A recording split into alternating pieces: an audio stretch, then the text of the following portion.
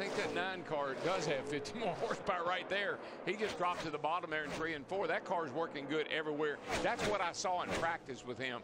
High, low, it didn't really matter. Pass him where you catch him. New 4th place car is Jeff Gordon as Kyle Busch comes back, hunting the lead once again. But Kane's got that great run off the high side in turn 2 to hold Busch at bay. Now, what you worry about if you're all the other competitors is how fast that 9 is. Because, man, here in about 30 laps, you're looking at the rear of the field. Krista, how about the 2nd place car? Well, Kyle's been pretty quiet on the radio. He actually thought the balance was pretty good. They knew not to come in because they knew they'd get hung out. But similar to what you guys were saying, Dave Rogers said they're going to start this race a little tighter than they normally would. I mean, you want a little tug on the steering wheel here.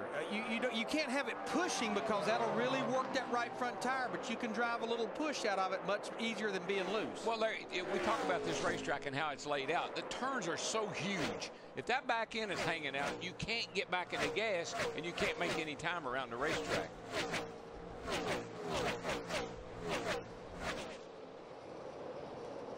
Brian Vickers continues toward the front. He started 26th. And he's now moved up to 14th. But he was one of the ones that put those 4 fresh tires on that last caution. And Marcus Ambrose has been making some noise since the restart. Now falls in line behind Carl Edwards. Ambrose in the 47.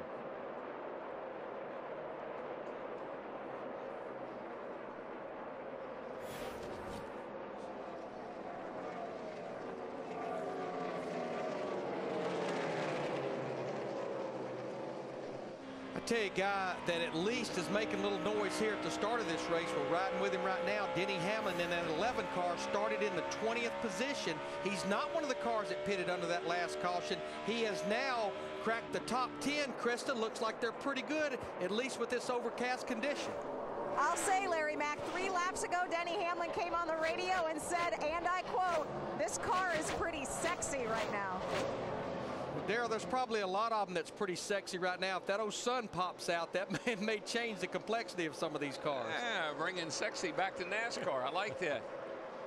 Montoya in that 42 car, we've been watching him work the high side. He drives by Kyle Busch, takes the 2nd spot away. Kyle Busch right now looks like he's committed to hug that yellow line with that 18 car. We talked to Clint Boyer in the pre-race. They've made a lot of changes. They were optimistic, but they're on pit road under green very early in this race. Steve? Mike, the story for Clint Boyer, flat right rear tire for Clint Boyer. And if you suspect you've got a flat at the speed you're running here, you better come right where he went. All the way. And that was to pit road. Casey Kane, your leader over Montoya by 2 seconds. But what about Mark Martin, Matt? He started 4th. He's back in 30th. He has faded big time, Mike. In fact, under the first caution, he told Al Gustafson the car is tight, but not plowing, so that should be good for later when we start to lose grip. Now he says it is absolutely plowing. He's just holding on until they hit pit road to make some big time adjustments. Yeah, interesting sponsor on Mark's car today. HenryCars.com. Go there. They're going to give away Mark's uniform after the race today if you go there and sign up. Scott Speed just passed Martin, drops him back to 31st. And Greg Biffle, and remember Joey Logano has 4 fresh tires. He was the first car off pit road on that caution. Biffle trying to make the move on Sam Hornish. Not today. Not right there. Not this lap. And that brings Logano back in that picture as they catch up to Keselowski and Rudiman side by side. That 77 car is snaking through the corner. I mean, it's like a military car. It goes left, goes right, goes all over the place. About 2 laps ago, this happened. Like I'm coming through. Yeah, it's about, you're holding me up, bud. I got to go. And now they sandwich the 77 and make the pass. Casey Kane still 2.2 in front of Montoya, with Kyle Busch, Jeff Gordon, and pole sitter Dale Earnhardt Jr. the top 5.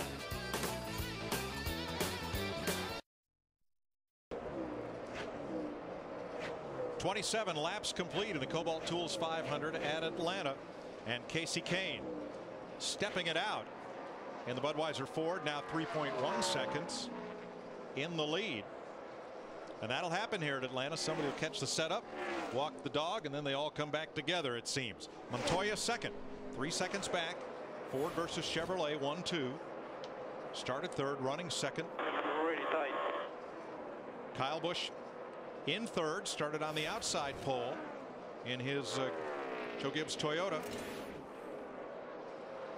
And fourth, the man who dominated last week in Las Vegas, leading all but the last handful of laps.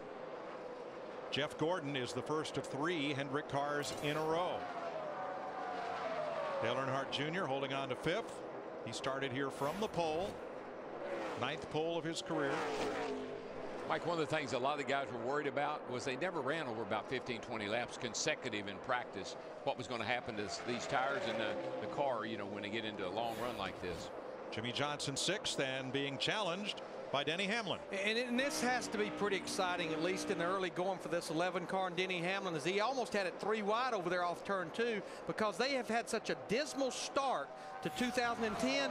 All winter long, people were saying, including myself, we felt like that could be the team that could challenge that 48 car for this championship.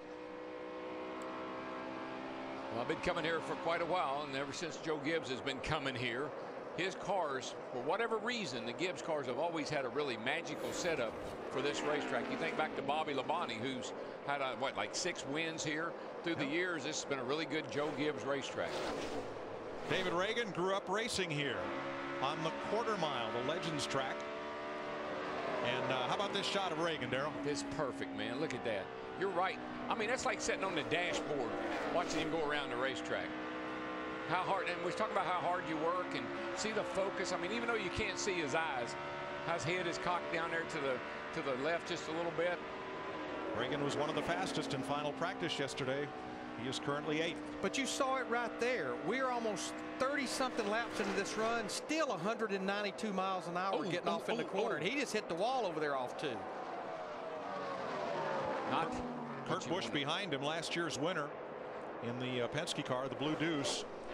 And Busch made a career out of hitting the wall here last year en route to victory. Yeah, his right side was completely gone when he did his unwind lap before he went to victory lane.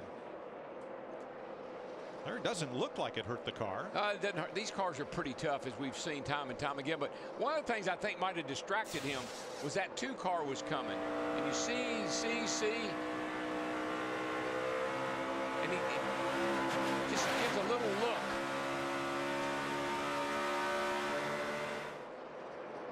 Comes up the hill, he just gets to pushing and sliding. It was almost like a push, hook loose.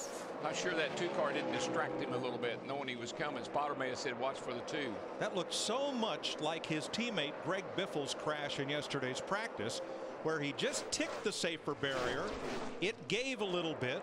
The car got tossed out and then sucked back into the wall right after the end of the safer barrier. What he's got to be careful of, Larry, is that he didn't do damage and cut a tire down here and back the thing in the fence. That's what he got to worry about. He just did. He just did. Exactly right. Yep. Got a right front down. And that'll bring out the caution for the 2nd time today. Wow. Kilt. Yep.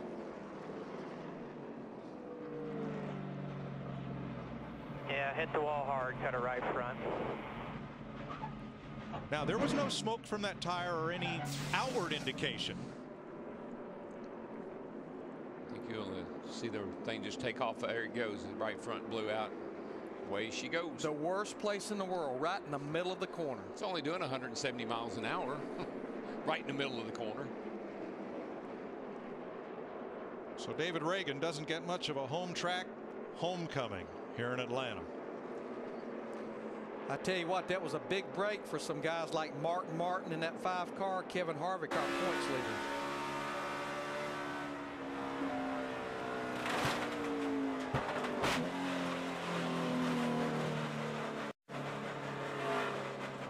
Got a right front down, coming to the garage.